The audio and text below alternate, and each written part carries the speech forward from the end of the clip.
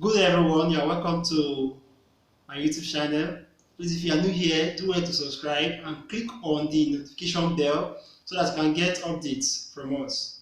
Believing you've done that, let's go straight to our topic for today. If you recall, last week we discussed about the effects of rape on its victims, and today we'll be discussing the part 2 of that topic, the medical effects of rape on its victims. Then we'll look about what we can do to prevent rape cases or sexual assaults, what we can do also if we are victims of rape, how can we recover, what will help us to recover, and also we'll also see how can family and friends help those who are victims of rape. We see a brief note for parents to guide their children so that they don't become victims of rape or sexual assault. Now, without wasting much time, let's go straight to the first one we have here. She was sexually assaulted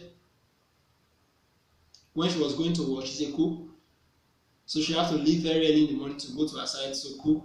So she left around 5. Along the line, when she was going, she was sexually assaulted by 2 boys. She never knew. 2 years later, she was very sick. She went to the hospital and they did the test for her. She came out HIV positive. Backtracing the event, they backtraced it to when she was raped. Along the line, she gave birth to a child a year after that incident, and the child now currently is 3 years old. That was when I even understand what happened.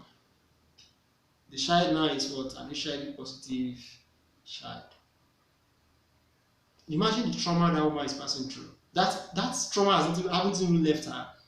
Being told she's positive because she was raped, not because she's a flirt, she slept with somebody, or she did something wrong, or she went to the salon to fix her hair and they used an infected razor, or her husband is the one infecting her, but for an ugly incident. And now this child, unknowingly to her, this child is now HIV positive. Instead of going to the hospital to deliver the child, she went to this transmedical bed attendants. I'm not saying it's wrong, but it's very, very important to know why we do certain things. Because if I didn't mean she has gone to an hospital, they would have stated that ugly incident, and she would have been Her child would have been spared of that stigma. Now the child, unknown to her, she is HIV positive, and she will live with that for the rest of her life, except there's a cure to it in the future we're hoping for. So it's very, very important to seek medical care. Not just only medical care, also if you have routine of exercising, keep to that routine. Or even if you don't have, try to exercise. It helps you emotionally to get relief from some trauma, from some stress. It's very, very important we do such things. It will help us to recover on time. And very important, it is better for us to accept what has happened, that yes, this thing has already happened. The best way is the way forward, not the way to linger in our emotion on it. It's very difficult. And this happens to us at our own time. Before you accept it, yes, feel the pain. It's better you feel the pain, pass through those processes, then accept what has happened, that yes, this thing has happened and I can't change it. But let me look for a way forward. Because if you don't, you'll be stuck in emotional depression with all its pains. So it's better after some time, after you feel all the pain you want to feel, recover, pass through this process we've discussed, and other medical or professional methods, so that you get over the situation and move on. Also, it is also very important that those who are victims of rape should take this very important consuming medias. It is important to know what kind of movie to watch, what kind of program to watch. And thank God for today's method of watching movies on channel. If you go to a different channel, if you don't even click on channel, you can easily read the info of that channel or what they are showing in the movie.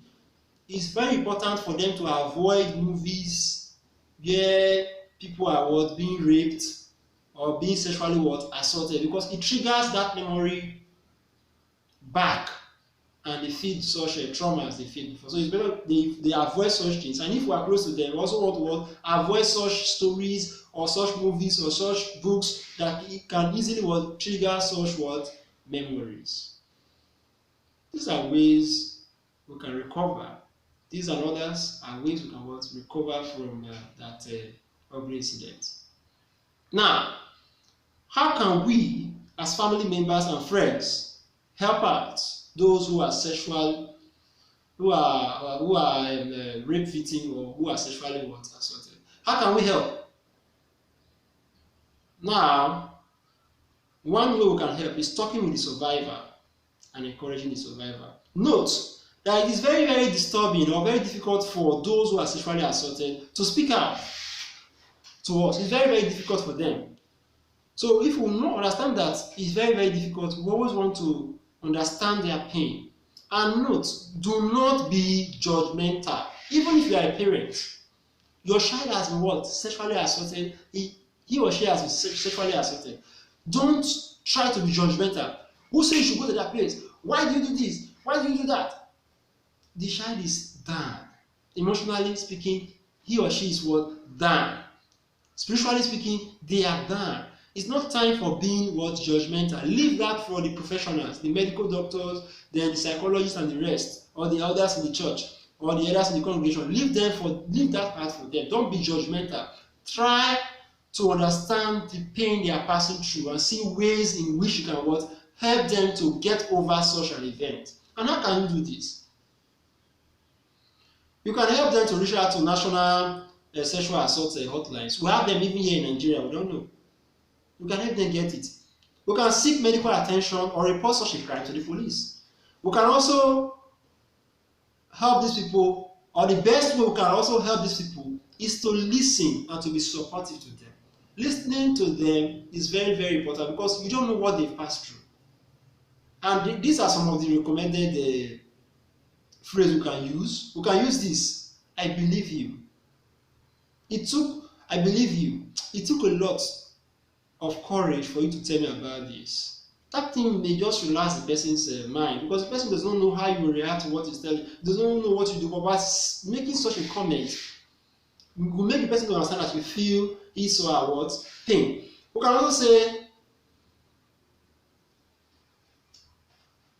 can also use other various methods. Also, we can also say it's not your fault.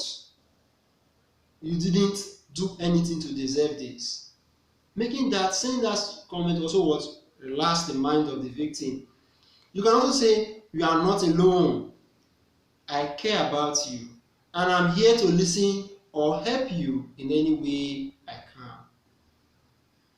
You can also say, I'm sorry this happened. This shouldn't have happened to you. All these are phrases you can use to encourage such a victim. And take note, we are not just saying it. We say it and we try to practice what we are saying and try to live it. And our facial expression and everything, you cannot be saying, oh, I believe you, and you're laughing. No. Feel the pain of that person. It will help the person to understand that you understand what he or she is passing through. And that can also help them to also recover back in time. Avoid being judgmental. Then check in periodically. Always check them to see them. I just came to see you to see how you are coping. How far? Are you okay? Always try to check on them regularly. This will help them to also recover on time because they know there's somebody out there looking out for their best interest. Know your resources.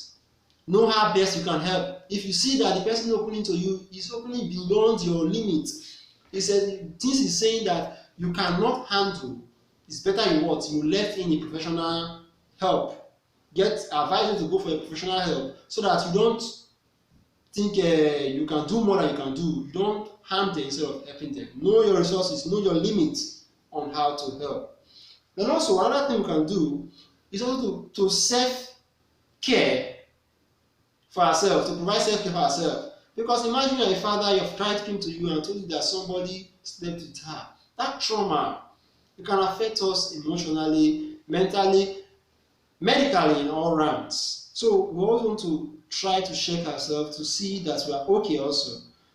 There's no right reaction to hearing that someone you care about has survived an act of sexual assault and sexual violence. You may experience one of these, anger, anxiety, confusion, disbelief, guilt, and sadness. All these are what you can experience. And along the line, you may think, I'm the cause of this. Had it been I was there, such guilt and such thinking, such confusion, all these can also what affect us mentally. So it is very, very advisable that we check ourselves health-wise and also what we want to try to overcome such situation. And how can we do that? We can do this by maintaining our lifestyle. If you normally go to work, still continue to go to work. Your child told you something like that. You said I'm not going. 1 day, 2 days, 3 days, 4 days, 1 week, 1 month. You are still weeping, trying to fathom what has happened to your child or to your close friend or to your relative. That is not helping you, and that's not what helping the victim to recover. And also, we can also make plans. If you know you normally in your spare time you don't do anything, and you know such trauma or such thinking will come, make plans of what to do. Okay, today I'll be going for jogging this afternoon. I'm free. In the evening, I'll go to play football. In the night, I will come back. I'll play table tennis at home, or I'll read some books. I'll wash, I'll clean the house. Make plans and be involved in things. Do not sit idle, and do not allow that thinking to sink deep down in your heart. Reach out and talk about it. After the person have opened up to you, it takes some time for you to adjust and to fathom what the person have just told you about. After doing that, take time to reach out to such ones and talk about it. It's very, very important. It will help them to recover on time, and to also strengthen you.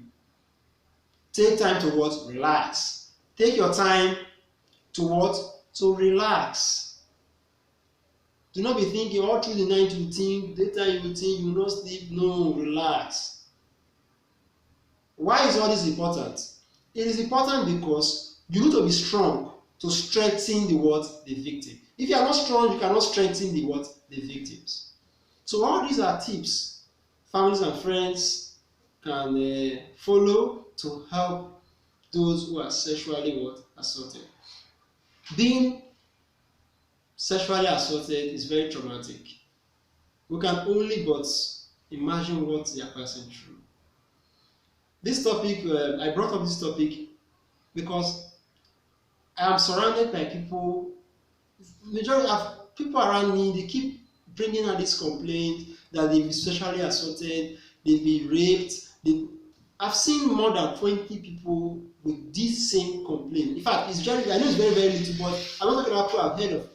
People around me saying this thing. And majority of them, this thing happened in their early age. And they never spoke to their parents. So that's why it says, let's make a video of this and bring out this awareness to everyone. If you are sexually assaulted, please speak up. Don't keep it to yourself. Any way you can, speak up. Help yourself when you can. If you are sexually assaulted, like I said earlier, there is a drug you can take. Because if the victim or the person who actually committed that is not close, or you cannot get the person, you can place you on PEP. If you go to any hospital, I'm not telling you to go and take it. You must, although you cannot get it except you go to the hospital. A very good doctor or any good doctor, any good hospital, we always want to take what? Preventives. They always want to place you on PEP. That PEP is what we call post-emergency prophylaxis. It's a drug you take to prevent what? HIV. Don't keep to yourself. If you are sexually assaulted, there's a way to help you to prevent hepatitis B, hepatitis C, and other infections that you may be exposed to. So speak up. If you cannot speak up to your parents, speak to someone. If you can go to the hospital, explain to the doctor, explain to somebody that can help you. And two, don't take that sexual assault cases in Nigeria, the police are not doing anything. No. When it comes to that, 98% of them, they always take act. They don't even want to take anything like money from you. Because it's something that is very, very, very wrong. So please, let's speak up. Our goal of making this video is to believe that this video can help somebody out there who is facing this dilemma, who is facing this trauma, to get over that effect. So I believe and I hope that this video in its own way can help relieve those who are victims of sexual assault and also can help prevent the occurrence of such events for those who have not experienced it. Thank you very much for listening. And once more, my name is Trust Idigu, and this is my YouTube channel.